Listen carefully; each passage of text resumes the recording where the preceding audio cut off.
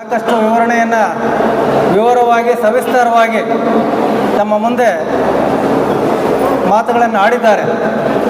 ಈಗ ನಮ್ಮ ಕುಮಾರ್ ಅವರು ಸಮಯದ ಅಭಾವ ಅಂತ ಹೇಳಿರೋದ್ರಿಂದ ಹೆಚ್ಚಿಗೆ ಮಾತಾಡೋದಕ್ಕೆ ಹೋಗೋದಿಲ್ಲ.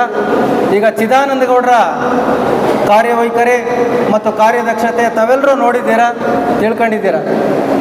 ಚಿದಾನಂದ ಗೌಡರು ವಿಧಾನ ಪರಿಷತ್ ಸದಸ್ಯರಾದ ಮೇಲೆ ಅನೇಕ ಈ ತಾಲೂಕಿನಲ್ಲಿ ಬೇರೆ ಬೇರೆ ತಾಲೂಕಿನ ಕಾರ್ಯಕ್ರಮಗಳು ನಮಗೆ ಗೊತ್ತಿಲ್ಲದೆ ಇದ್ದರೂ ಸಮೇತ ಶಿರಾ ತಾಲೂಕಿನ ಇಲ್ಲಿ ಎಷ್ಟು ಕಾರ್ಯಕ್ರಮಗಳನ್ನು ಹಮ್ಮಿಕೊಂಡಿದ್ದಾರೆ, ಎಷ್ಟು ಕಾರ್ಯಕ್ರಮಗಳನ್ನು ಮಾಡ್ತಾ ಇದ್ದಾರೆ ಅನ್ನೋದನ್ನು ನಾವು ದಿನನಿತ್ಯ ನೋಡ್ತಾ ಇದ್ದೇವೆ. ಅವರು ವಿಧಾನ ಪರಿಷತ್ತಿಗೆ ಆಯ್ಕೆ ಆದಮೇಲೆ ಏನು ಇಲ್ಲಿ ಶಿರಾ ನಗರದಲ್ಲಿ ತನ್ನದೇ ಆದಂಥ ಸಂಸ್ಥೆಯನ್ನು ಕಟ್ಟಿ ಬೆಳೆಸಿ ತನ್ನದೇ ಆದನ್ನು ಛಾಪನ್ನು ಮೂಡಿಸಿ ಇಡೀ ರಾಜ್ಯಕ್ಕೆ ಹೆಸರನ್ನು ಪಡೆದಿರ್ತಕ್ಕಂಥದ್ದು ಸಾಕಾಗೋದಿಲ್ಲ. ಜೊತೆಗೆ ಏನು ಸ್ಥಿತಿವಂತರು, ಹಣವಂತರು ಈ ಒಂದು ಖಾಸಗಿ ಶಾಲೆಯಲ್ಲಿ ಓದೋದಕ್ಕೆ ಅವಕಾಶ ಇರುತ್ತೆ. ಅದೇ ಮಟ್ಟಕ್ಕೆ ಸರ್ಕಾರಿ ಶಾಲೆಗಳನ್ನು ಸಹ ಉನ್ನತೀಕರಿಸಬೇಕು ಅನ್ನೋ ಒಂದು ಏಕೈಕ ಉದ್ದೇಶವನ್ನು ಇಟ್ಕೊಂಡು ಅವರು ಓದಿದಂಥ ಶಿರಾ ಹೈಸ್ಕೂಲನ್ನು ಜೂನಿಯರ್ ಕಾಲೇಜ್ ಇವತ್ತೇನು ಜೂನಿಯರ್ ಕಾಲೇಜಾಗಿ ಮಾರ್ಪಾಡಾಗಿದೆ, ಆ ಒಂದು ಶಾಲೆಯನ್ನು ಕೋಟ್ಯಾಂತರ ರೂಪಾಯಿ ಸ್ವಂತ ಖರ್ಚಿನಿಂದ ಹಣವನ್ನು ಹಾಕಿ ಅದನ್ನು ಮೇಲ್ದರ್ಜೆಗೆ ಏರಿಸಿರ್ತಕ್ಕಂಥದ್ದು. ಬರಗೂರಿನಲ್ಲೇ ಅವರು ಓದಿದಂಥ ಶಾಲೆಯನ್ನು ಮೇಲ್ದರ್ಜೆಗೆ ಏರಿಸ್ತಕ್ಕಂಥದ್ದು. ಅವರು ಹುಟ್ಟೂರಿನಲ್ಲೇ ಗೋಪಿಕುಂಟೆ ಮತ್ತು ಹೊಸಳ್ಳಿನಲ್ಲಿ ಶಾಲೆಗಳನ್ನು ನವೀಕರಣ ಮಾಡಿರ್ತಕ್ಕಂಥದ್ದು. ಈಗ ಏನು ಪ್ರಥಮ ದರ್ಜೆ ಕಾಲೇಜಿನಲ್ಲಿ ಮಕ್ಕಳಿಗೆ, ಹಳ್ಳಿಯಿಂದ ಬರ್ತಕ್ಕಂಥ ಮಕ್ಕಳಿಗೆ ಹಸಿವನ್ನು ನೀಗಿಸಬೇಕು ಅನ್ನೋ ಉದ್ದೇಶವನ್ನು ಇಟ್ಕೊಂಡು ಅಲ್ಲಿ ಬಿಸಿ ಊಟವನ್ನು ಚಾಲನೆ ಮಾಡಿದಂಥದ್ದು.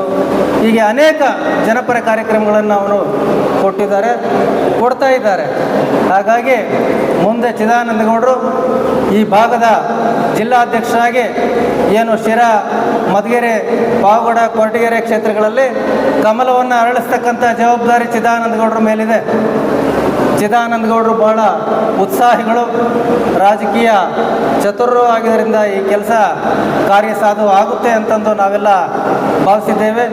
ಚಿದಾನಂದ ಗೌಡರಿಗೆ ನೀವೆಲ್ಲ ಒಂದು ಶಕ್ತಿಯಾಗಿ ಅವರ ಕೈಯನ್ನು ಬಲಪಡಿಸಿದರೆ ಮುಂದಿನ ದಿನಗಳಲ್ಲಿ ಪಕ್ಷವನ್ನು ಸಂಘಟನೆ ಮಾಡೋದ್ರ ಜೊತೆಗೆ ಮುಂದೆ ಬರ್ತಕ್ಕಂಥ ಸ್ಥಳೀಯ ಸಂಸ್ಥೆಗಳ ಚುನಾವಣೆಯಲ್ಲಿ ಮತ್ತು ಅಸೆಂಬ್ಲಿ ಮತ್ತು ಲೋಕಸಭೆ ಚುನಾವಣೆಗಳಲ್ಲಿ ಪಕ್ಷ ಗಟ್ಟಿಯಾಗಿ ಬೆಳೆಯೋದಕ್ಕೆ ಸಾಧ್ಯ ಆಗುತ್ತೆ, ಅಧಿಕಾರವನ್ನು ಸಹ ಹಿಡಿಯೋದಕ್ಕೆ ಸಾಧ್ಯ ಆಗುತ್ತೆ. ಚಿದಾನಂದ ಗೌಡರಿಗೆ ತಮ್ಮೆಲ್ಲರ ಬೆಂಬಲ ಸದಾ ಇರಬೇಕಾಗುತ್ತೆ. ಈಗೇನು ಗೋವಿಂದ ಕಾರಜೋಳ ಸಾಹೇಬರು ನಮಗೆ ಸಂಸದರಾಗಿ ಇದ್ದಾರೆ, ಚಿದಾನಂದ ಗೌಡರು ವಿಧಾನ ಪರಿಷತ್ತಿನ ಸದಸ್ಯರಾಗಿದ್ದಾರೆ. ನಾವಿಲ್ಲಿ ಯಾರು ಎದೆಗುಂದ ಅಂತ ಅವಕಾಶ ಇಲ್ಲ.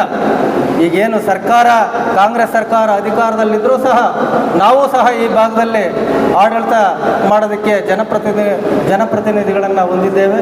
ಹಾಗಾಗಿ ಏನೇ ಕುಂದುಕೊರತೆ, ಕಷ್ಟ ಕಾರ್ಪಣ್ಯಗಳಿದ್ದರೂ ಮತ್ತು ಲೋಕಸಭಾ ಸದಸ್ಯರ ಹತ್ರ ಮತ್ತು ನಮ್ಮ ವಿಧಾನ ಪರಿಷತ್ ಸದಸ್ಯರ ಹತ್ರ ಹೇಳಿಕೊಂಡು ಯಾವುದೇ ಇಲಾಖೆ ಕೆಲಸ ಕಾರ್ಯಗಳನ್ನು ನಾವು ಸುಗಮವಾಗಿ ಮಾಡ್ಕೋಬೋದು.